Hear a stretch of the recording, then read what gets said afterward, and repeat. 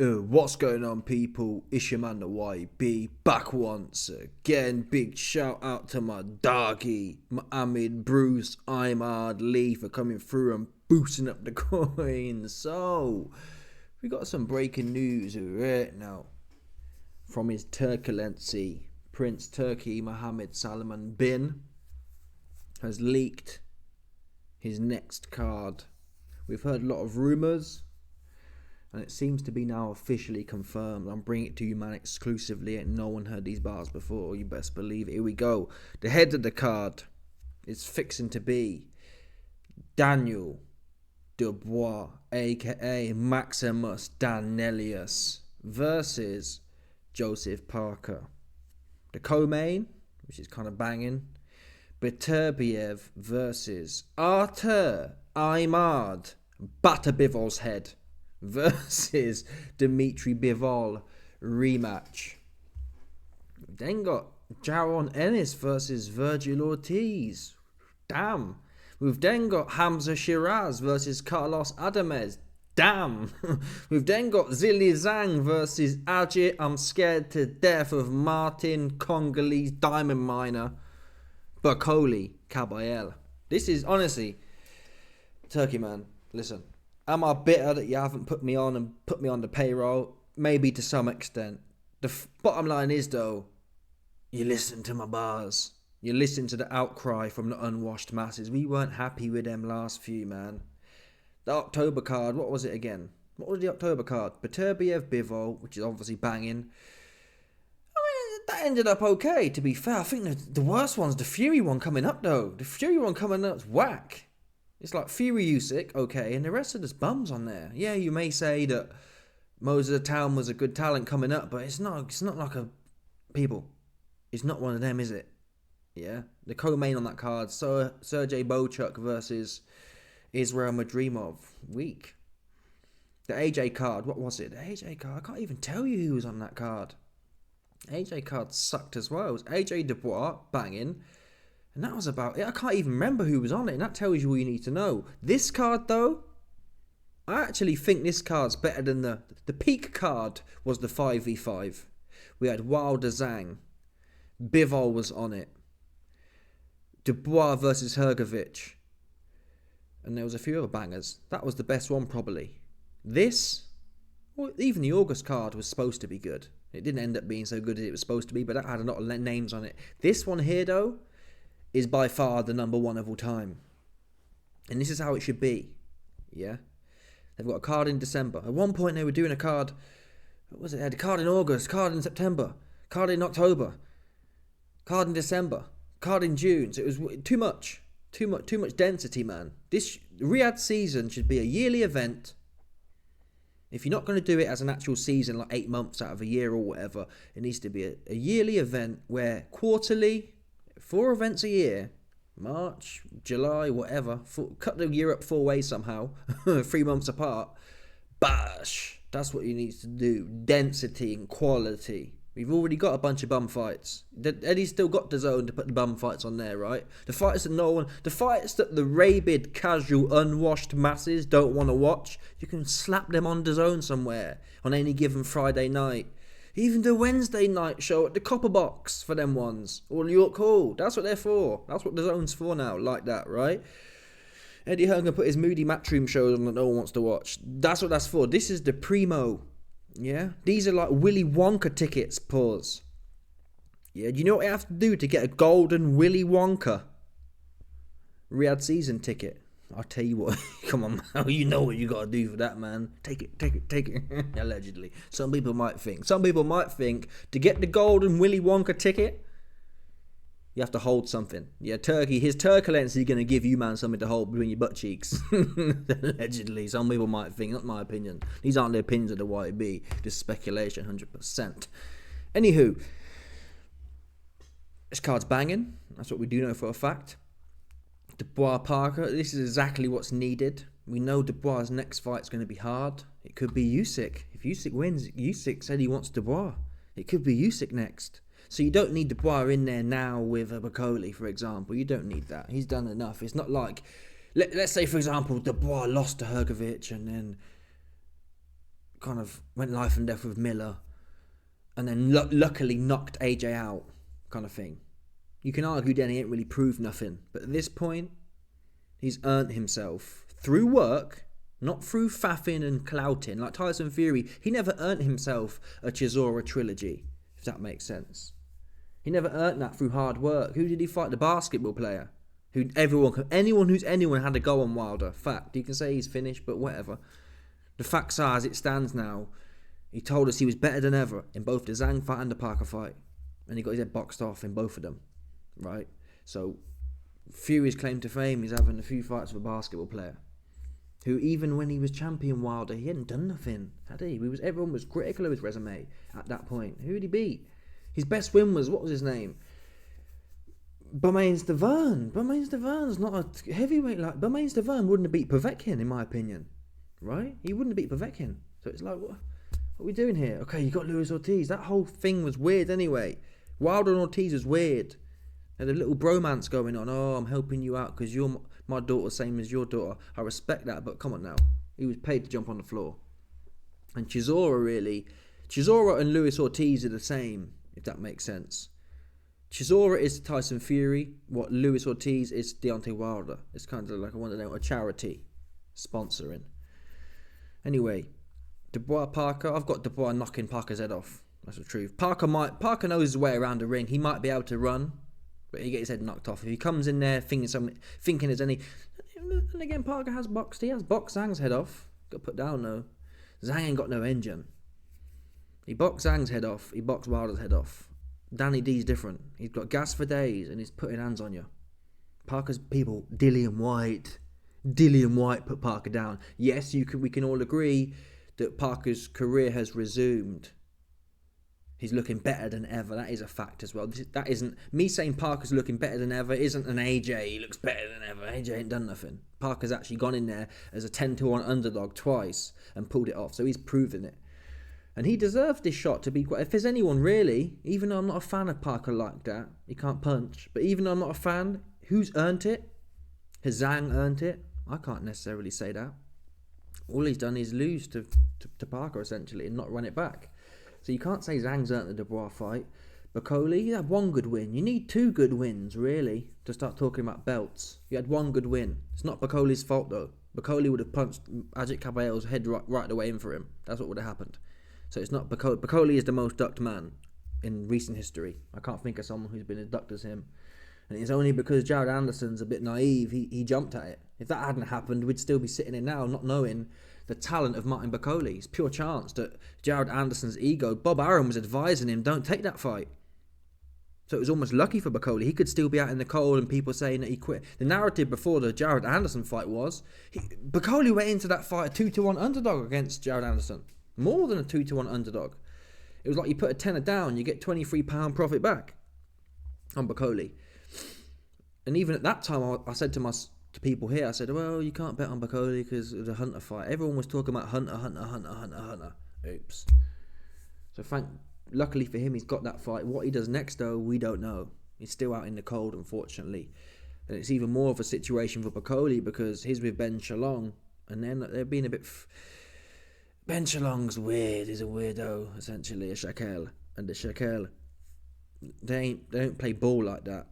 Yeah, he wants to pull all the close fights, and obviously he wants... I'm under no illusions. Ben Shalom wants Bacoli to get in there because he's confident with Bacoli. But all the other ones, like... I think Adam Aziz will beat that Dalton Smith, to be honest, but it's just weird. They'll be doing that. Oh, I don't want to... Then again, Ben Shalom's stable has got smoked. Ben Whittaker smoked. Fraser Clark, soft to the draw, smoked. What else you got? I'm sure there was another big upset. Either way, take them two, for example. Top. He'd spent 3-4 years building them, and they got smoked. So you can understand why his butt might be twitching now. Anyway, I don't know how we got onto Bacoli. Moving down the card, Beterbiev and Bivol. That's the fight to make. If Jake Paul ain't gonna... Jake Paul's never gonna take the Artur Imard battered Bivol's head fight. Outside of that, the only fight I want to see more than Beterbiev and Bivol 2 is Beterbiev versus fake the cake dinner lady Paul Jake. Yeah, and that's not going to happen. So this is the best one. I think the rematch is intriguing. I'm backing Beterbiev. I'll see what the odds are.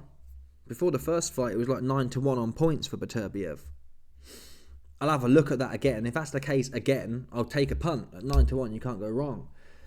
But if it's normally what happens is when there's a big shock, everyone prices that in the next time. So it's probably going to be like a 3-1 Beterbiev on points. I don't think Beterbiev's going to stop Bivol. I think Bivol, it showed the first fight. The first fight showed, unless Beterbiev clips him with a wicked shot, that'll be a lottery card for Beterbiev to knock Bivol out, I believe. Why? Bivol can run. And if all else fails, Bivol showed he can just run for 3 minutes of a round. And that's what he'll do. And when someone's that skilled and able to run that much, normally people like Plant, B-level fighters like Plant, their legs get tired and they can't run no more. But Bivol is he's been training with the Kenyans, to tell the truth. And when you train with the Kenyans, they be running in them high altitudes, up them hills, gradients. So once he puts them boxing boots on and that bouncy ring, he just roadrunner looking ass. So he will, worst comes to worst, Bivol ain't getting knocked out. So I got Beterbiev on points. That said, there are potentials for Bivol to improve, but I don't think he felt something in there, is the bottom line, folks. Yeah? We've seen Bivol fight a whole bunch of dudes. We've never seen him running through his life before. And it's kind of like, once you've felt that, once you've been in there, and Bivol didn't quit, yeah, but Beterbiev did turn him out. Yeah, Bivol boxed up 6'3" Ramirez, boxed his head right off. Ramirez looked like he was about to cry in there. Canelo looked like he was about to cry in there. These are solid dudes. Bivol gets in there with Beterbiev. He didn't want in them, especially in them at the start when everyone can be half hard at the start when they're fresh and they're full of beans. In that back half, he didn't want nothing to do with Artur Aimard, batter Bivol's head. So he says he wants the rematch, and maybe it might be a kind of Russian thing where he's not sitting there shook to death of Beterbiev. Maybe he'll be able, and if he is, that'll be phenomenal for him. If Bivol comes into the rematch with Beterbiev and is willing to trade more and rises to it, he'll deserve to win, if he can win, if that makes sense. That's what he'll have to do. No, you can't run, man. People don't want to watch that. Yeah, Michelle watched she fell asleep, yeah. She fell asleep. I put it back on in the morning. She said, turn it off, man. It's pissing me off. This guy's just running, man. He's just running. Didn't want to fight. Didn't want to engage. You can't win a fight running. I'm sorry. Yeah, unless you're properly smoking someone like Floyd versus Canelo and they can't get a look in edgeways. But when someone's chasing you around the ring and you're racing backwards with your hand stuck to your head, round after round after round, and then doing like a 15-second spurt at the end, no, you lost that fight. There's only one man in that fight who didn't want to fight. Beterbiev coming forward all night. That's what he was doing.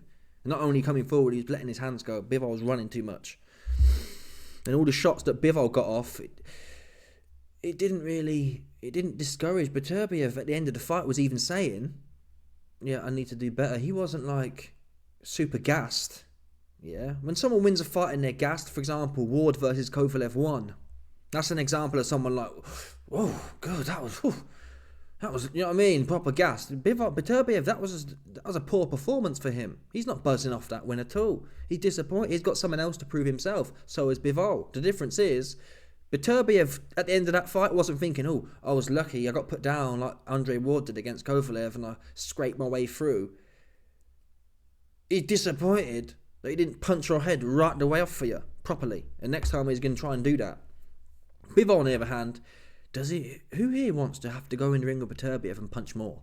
Oh, I wouldn't want to do that, man. If you can't beat him doing what he did last time running, the idea of having to punch more with Beterbiev, again, in the first few rounds, I think Bivol will come out hard. He'll come out hard and throw a little bit more. But ultimately, he will relent. I guess the bigger question is, Beterbiev's knocking on 40 now. I think he'll be 40 by the time the rematch happens. He's got a bum knee. We saw in the Mike Tyson fight what a bum knee can do. But his knee should get better to some extent. That knee injury operation, he was back in the ring 5 months later. That's almost unheard of. So another 6 months of recovery, his leg should get better. And 40, Beterbiev lives clean. He ain't drinking no alcohol. Beterbiev. He ain't drinking no alcohol. He's not out there in the clubs. Neither's Bivol. But the point is, a 40-year-old Beterbiev isn't a 40-year-old Tyson Fury, isn't a 40-year-old Conor McTapper. That said, of course, the age. But then again, Beterbiev had the better engine in there. Even with the bum knee, even with the age, he had the better. Bivol was gassed after about 8 rounds. He had nothing left. So in even on that basis, who's the most phenomenal athlete? Beterbiev or Bivol? It's got to be Beterbiev. He's 40 and he's still hunting this dude down, looking for problems. Bivol didn't want no problems. He didn't. You man can sit there sucking him off. People like Paulino Malignaggi can make out that he won. He ran, is what he did. And he felt something in there. I've never seen I've never seen Bivol running like that before. He felt something. He felt something in there. And like everyone else has. He survived it for the first time. But in a way, that makes it more of a scarier thing for Bivol. Because I think Beterbiev's... You know what I mean? He's going to be able to put more on the line now. He knows what he's dealing with. Yeah, he's going to be more. I wouldn't have thought Beterbiev's going to be less aggressive. I believe Anthony Yarde gave Beterbiev more trouble. At no point in that fight with Bivol can you say, oh, Bivol flipped the script. I think it was the 6th round or 5th round, something like that. At one point, Yarde literally flipped the script. It was only for about 30 seconds or 40 seconds, but in one round, he flipped it and Beterbiev was on the ropes. Bivol didn't get him. I didn't see Beterbiev on the ropes once with Bivol, for example. So Yarde's actually a bigger puncher than Bivol. And Beterbiev had no problem going in there and chewing him up and spat him out. Bivol's never been a massive puncher. So yeah, I'm always going to back the puncher.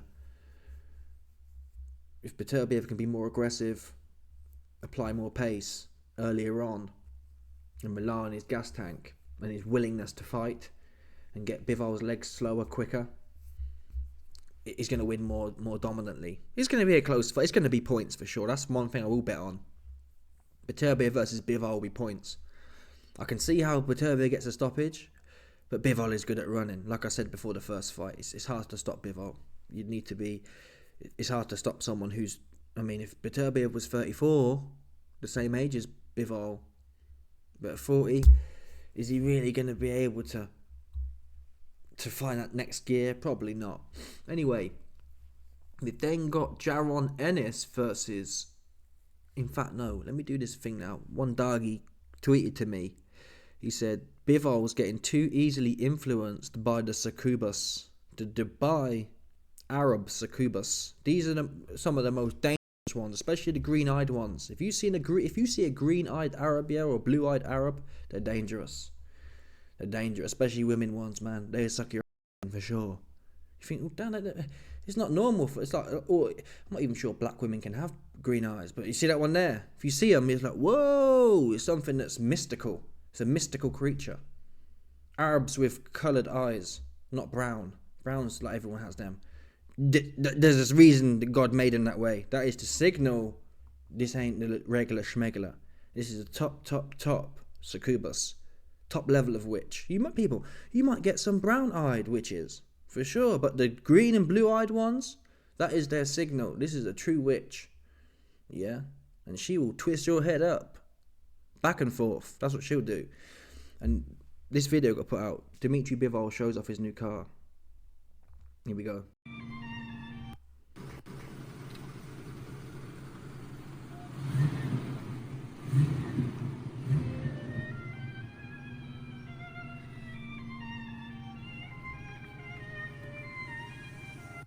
So obviously she's bought it for him. She's paid in her own right, but she's 40. She's 40, yeah. And 40, no kids and a business. Now, his head's been cooked, man. He's out here in his new, whatever kind of car this is, some old school kind of car, expensive old school Rolls Royce. You know what I mean? It's like, come on, this guy's had his head cooked. So, again, Beterbiev, I don't know what he's doing. He's doing what he's always doing. He's doing some push-ups somewhere. He's doing some push-ups on his wrist somewhere. What's Bivol doing? Enjoying the fruits of his labour. with the Arabian princess succubus. That's what he's doing. So his legs are going to be weak next time. Because she ain't going to have that. He's going to say, oh, I'm prepping. I've got to go to fight camp. And this is what Bival don't understand. When Bival mugged his wife off, his wife, who had been there when he didn't have a bean, she understood. He's at war right now. But these succubus, Arabian green-eyed things, they don't... She's like, what are you talking about, you training? Get back here. We've got some shopping to do. Yeah, and he look at his face. You can just see it in his face. He's all smiling and shit. Looking like he's 17 years old again. Look at this guy. Look at this guy. Look at this guy. Look at this guy all grinning and shit. So when she tells him, come back for the weekend, or it'll be something like this.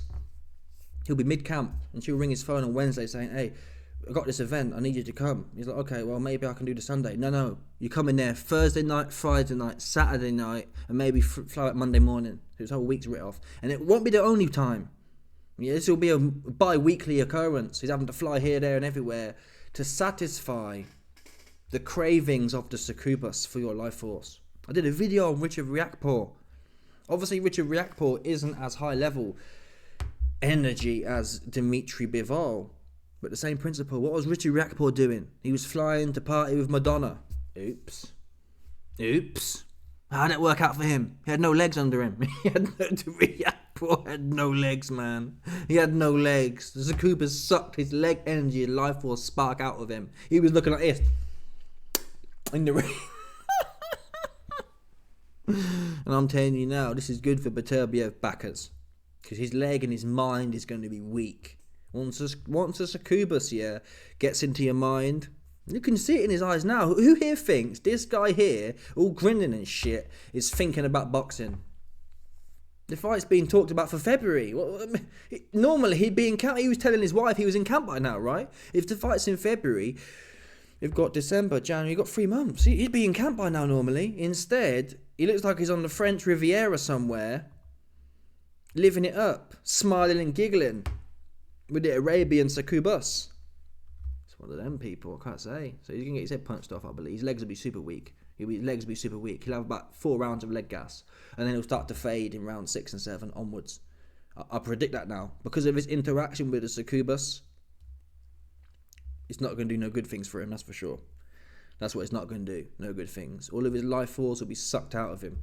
And she'll cook his head in such a fashion, he won't even be able to... People say, oh, Bival's wife's the bad one. You wait till you see... You want to talk about bad ones? You'll see how bad ones really are. And you won't even know it as well, because she'll be all smiling and shit. Yeah? At least you know where you stand with Bival's wife. With this succubus here, yeah, she'll be all in the video, like, oh, all grinning. But it's when the cameras are off, that's when she cook his head. That's for sure. The succubus know how to operate in the dark, man. You might can say, oh, maybe he's living his life, he's having fun. That's the parts you see, though. You won't see when she's demanding he flies halfway across the world to come do some social event in the middle of his camp. You won't see that one there. That's what you won't see. And he's sitting there conflicted, and then he gets in the ring and he's thinking, oh, I haven't trained half of this camp. And then you don't see that one there? Yeah, I haven't even trained like I normally trained. And when you got Artur, Aymard, batter Bival's head, spark in front of you, those are the questions you don't want running through your head. You don't want running through your head, oh, maybe I shouldn't have been flying to Dubai from the States on a given Thursday to do a social event. Maybe I should have had my ass in training. It's too late then, because Artur ain't playing like that. He'll take that ass, pause. Anyway, that's that one done. We've got another one. Here we go. Jaron Ennis and Virgil Ortiz. Banger. I had Ennis will be moving up to 154, which would be good for him. He's way too big for 147. Virgil Ortiz lost to Bochuk. Virgil Ortiz is chinny. Fact. Bochuk isn't a massive puncher and put him down twice. Yes, there were flash knockdowns. Yes, I respect Virgil Ortiz, how he came back. But Ennis should really... I don't think... Ennis can't really punch either, to tell the truth. But Ennis, I got Ennis on that one for sure. Hamza Shiraz and Carlos Adames. That is another banger. This will be for the WBC World title. Now, at first glance... I mean, I'll see where the odds are at. I'll probably back Shiraz on that. Shiraz is just too big. He's a cruiserweight. Told you already. He's not a 160 pounder. You can forget about that. He's about 198 pounds when he gets in the ring. Yeah, and I believe they got the Moody scales. He ain't weighing in 160 for real. He's probably 180 when he weighs in. It doesn't make sense. I've never seen someone look so big. Normally you got cats like, what's that lanky cat at 154? The one that Tim Tszyu fought. There's a lanky cat at 154. Tim Tszyu fought. Yeah. He looks slanky and skinny. Hamza Shiraz has got tree trunk legs, big old shoulders, and he's 6'3". It's like, that don't make no sense. GGG was like 5'8", right? It doesn't make no sense. So they've been scamming the Turkey man. They've been scamming the weight scale. So he's gonna punch this guy's head off, I'd assume. But Adam isn't a punk. Let's see if he's been knocked out before. It's funny as well. I saw some footage. Crawford got punched up in sparring by Adamez. Got his head punched right the way off. So yeah, he's not got the best resume. So yeah, I'll back Hamza Shiraz. Hamza Shiraz did duck though. He ducked the chance to become unified champion against Janibek Makmouli. Do I blame him? Probably not. Yeah, I don't want to fight Makmouli. That's what I don't want to do. I don't want to fight Makmouli. I don't want to fight Artur Ayamad Batabivoz's head. Any of them ones. I don't want to fight them. I fight this Nick here. Yeah, at least I know he Western. Yeah, I know there's some softness in there. He got daddy issues or mummy issues. There's something there you can optimize on. Them man there though. Yeah. Them man there. You don't want to play with them man. They come to fight. Or ask Tim Tszyu if you don't believe me. Ask Tim Tszyu if they come to fight. He found out the wrong way, man. He found out the wrong way. That's what he did. Let's have a look. I forgot the cat's name. Tim Tszyu box rec. Tim Tszyu found out the right way, the wrong way, whatever. Bakram Murtazaliev, man. He punched his head right the way off. So, you don't want Murtazaliev. You don't want Janibek. I think Hamza on paper would beat Janibek, but I thought Tim Tszyu would beat Murtazaliev as well. When we saw how that went down, you see how that went down, folks. So it's no good looking at things and thinking, oh, I thought Murtazaliev looked leaky deaky. I thought Janibek looked leaky deaky, but Frank Warren ain't gonna gamble based on my boxing knowledge, is he? Yeah. Just because they look leaky deaky. I thought Tim Tszyu was tighter than Murtazaliev. Oops. When you're punched, them man, they punch different. I don't know what it is. They seem to whack differently. They seem to, I don't know. They got some sort of bear strength. They seem to whack. They got an Fanderal gene in there. The way they whack, it's not the most conventional.